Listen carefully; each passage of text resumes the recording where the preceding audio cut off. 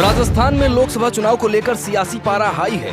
BJP, Congress सहित तमाम दलों के नेता दिन रात चुनाव प्रचार में जुटे हुए हैं। दिल्ली से दिग्गजों की आवाजाही भी तमाम क्षेत्रों में लगातार हो रही है।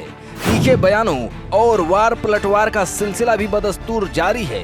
आरएलपी प्रमुख हनुमान बेनीवाल अपने बयानों को लेकर अक्सर चर्चा में रहते हैं। हाल ही में उन्होंने चुनाव प्रचार के दौरान देश के उपराष्ट्रपति जगदीप धनखड़ पर जमकर निशाना साधा।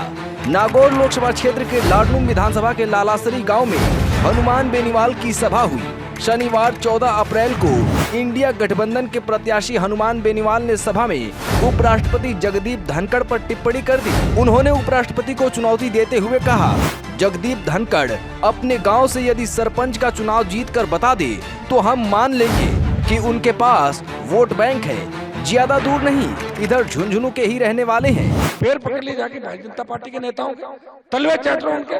पहले गहलोत के तलवे चाटते थे, अब तुम पहले वसुंधरा के चाटते थे, अब तुमने कह दिया गहलोत गंदा है, अब भजनलाल के चाट रहे हो, कभी किसी और के चाट रहे हो, कभी धनखड़ के चाट रहे हो।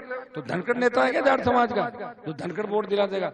सरपंच नहीं बन सकता जगदीप धनखड़। जानता हूँ कितने वोट है धनखड़ के पास, ये झुंझुनू का है बता देंगे। जगदीप धनखड़ पंचायत का चुनाव लड़के बन सकता है? यहाँ कोई कुछ भी नहीं चलने वाला। यहाँ सब लोगों ने संघर्ष देखा है, मुझे लड़ते हुए देखा है, मुझे सत्ता को ठोकर मारते हुए देखा है।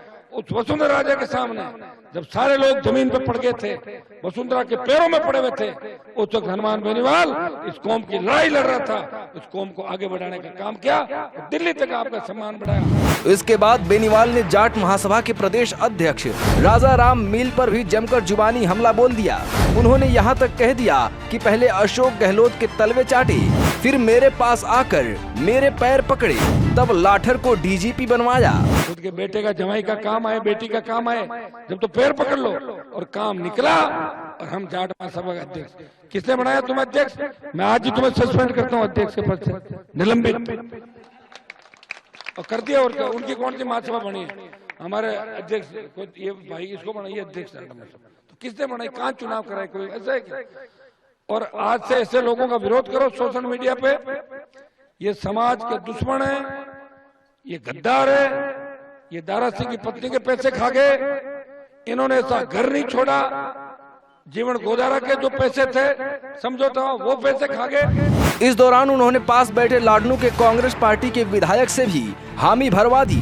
बेनीवाल ने कहा कि दामाद एमएल लाठर को डीजीपी बनवाने के लिए राजा राम मील ने मेरे पैर पकड़े थे। लाठर साहब ऐसे ही डीजीपी नहीं बने थे। उन्होंने मुकेश भाकर से पूछा कि बताओ मुकेश भाई, लाठर साहब को डीजीपी बनवाने में हमारी भूमिका थी कि नहीं?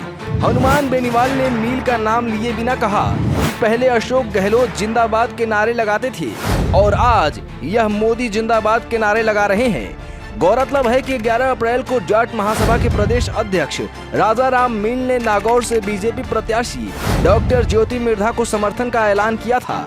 आप राजस्थान के किस लोकसभा क्षेत्र से हैं और आप आरएलपी प्रमुख हनुमान बेनीवाल व उनके बयानों के बारे में क्या सोचते हैं? हमें कमेंट करके बताइए।